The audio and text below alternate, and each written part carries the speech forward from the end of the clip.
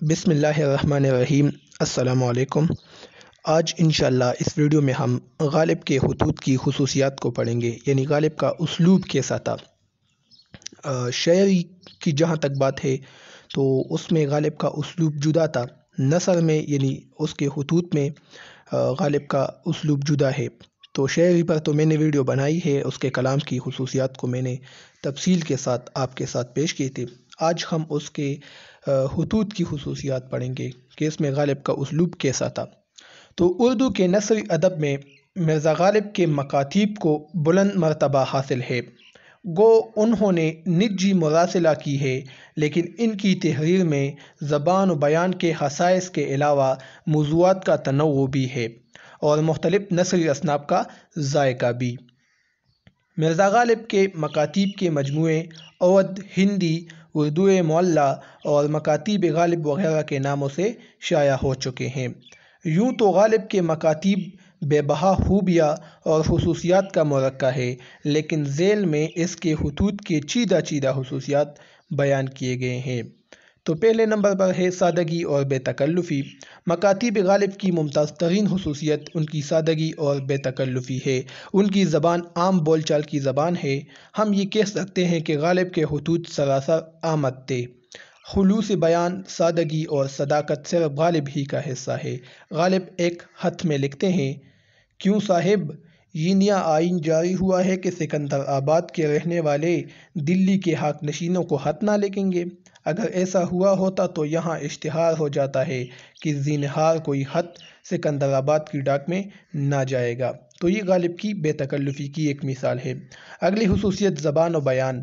غالب کے خطوط میں زبان و بیان کی خوبصورت مثالیں موجود ہیں۔ کہیں صنعت تضاد کا استعمال ہوا ہے، مثلاً پہلے گورے کی قید میں تھا، اب کالے کی قید میں ہوں، یعنی گورا اور کالا ایک دوسرے کے متضاد ہے نا، تو یہ صنعت تضاد کہلاتا ہے شاعری میں، علم بدیع میں۔ کہیں انہوں نے صنعت تجنیس کے استعمال سے لطافت پیدا کی ہے، مثلاً تمہارے دادا تو امین الدین خان بہادر ہے، میں تو تمہارا دل دادا ہوں، یعنی یہاں پر انہوں نے صنعت تجنیس استعمال کی ہے۔ صنعت تجنیس کسے کہتے ہیں، اس پر میں نے ویڈیو بنائی ہے، آپ دیکھ سکتے ہیں۔ ایک مقام پر تمثیل سے بھی کام لیا گیا ہے، مثلاً بیوی بچوں وغیرہ کو بیڑیا اور شادی کو حبس دوام سمجھنا، تو یہ بھی انہوں نے کیا ہے، یعنی اس کی زبان و بیان کو اگر آپ دیکھیں تو اس میں لطافت موجود ہے۔ جدت ترازی۔ جدت ترازی مرزا کی تحریر کا خاص وصف ہے۔ جدت ترازی یعنی نیا فن، ٹھیک ہے۔ تو جدت ترازی مرزا کی تحریر کا خاص صنف ہے اور یہ ان کی شاعری میں بھی نمایاں ہے۔ غالب لکیر کے فقیر نہیں ہے، وہ اپنا راستہ خود بناتے ہیں اور اس لیے انہیں روایت شکن بھی کہا جاتا ہے۔ جدت کی انتہا یہ ہے کہ انہوں نے تقریباً ہر خط میں مکتوب لوحے کو مختلف ناموں سے پکارا ہے۔ مکتوب لوحے یعنی جس کو خط لکھا جاتا ہے۔ جدت پسندی مرزا کی فطرت تھی، یہی وجہ ہے انہوں نے ہر میدان میں اپنے لیے نئے الفاظ اور تراکیبیں تراشی۔ میر مہدی مجروح کے نام ایک خط میں لکھتے ہیں کہ کیوں صاحب، آج اجازت ہے میر مہدی کے خطوط کا جواب لکھنے کی؟ تو اس طرح لگتا ہے جیسے وہ اس کے سامنے بیٹھا ہے، اسی طرح لکھتا ہے غالب۔ شخصیت کا عکس۔ غالب کے خطوط میں ان کی شخصیت کا رنگ نمایاں ہے، یعنی ان کی شخصیت کے آئینہ دار ہے غالب کے خطوط۔ ان خطوط کی بدولت ہمیں غالب کی ذاتی زندگی کے بارے میں بھی جانکاری حاصل ہوتی ہے۔ ان خطوط سے ہمیں غالب کی ابتدائی مشکل شاعری کے مفاہیم میں بھی مدد ملتی ہے، سمجھنے میں بھی ہمیں مدد ملتی ہے۔ غالب کے دوست خطوط کے ذریعے غالب سے مشکل اشعار کے معنی کے حوالے سے پوچھتے تھے اور غالب اپنے خطوط میں ان اشعار کے معنی بتاتے تھے۔ تو آج کل بھی ہم ان خطوط سے استفادہ کر سکتے ہیں غالب کی شاعری کو سمجھنے کے لیے۔ اگلی خصوصیت اور مکالماتی انداز ہے۔ غالب نے اپنے خطوط میں مکالماتی انداز اپنایا ہے۔ ایسا لگتا ہے کہ مرزا پاس بیٹھے گفتگو کر رہے ہیں۔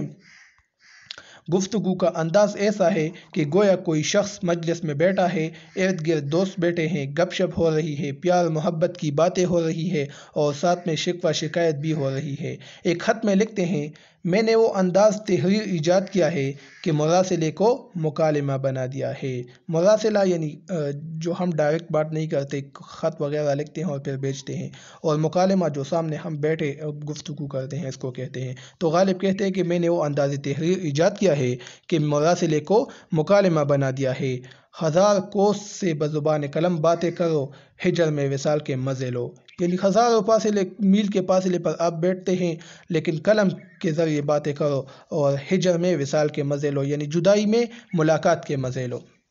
اس طرح باتیں انہوں نے کہی ہے، یعنی شخص اس کے سامنے بیٹھا ہوتا ہے۔ طنز و مزاح غالب کے خطوط کے علاوہ ان کی شاعری میں بھی موجود ہے۔ طنز و مزاح ان کی خمیر میں شامل ہے۔ غالب نے اپنے خطوط میں ظرافت کا ہر حربہ استعمال کیا ہے۔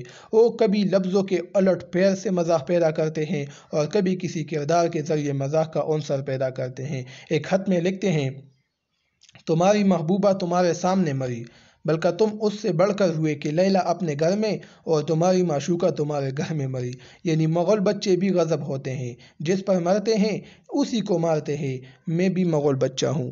تو اس جملے میں آپ دیکھ سکتے ہیں کہ کتنی ظرافت موجود ہے۔ تو یہ آج کی ویڈیو تھی، انشاءاللہ پھر ملیں گے۔ اب مجھے اجازت دیجیے، اللہ حافظ۔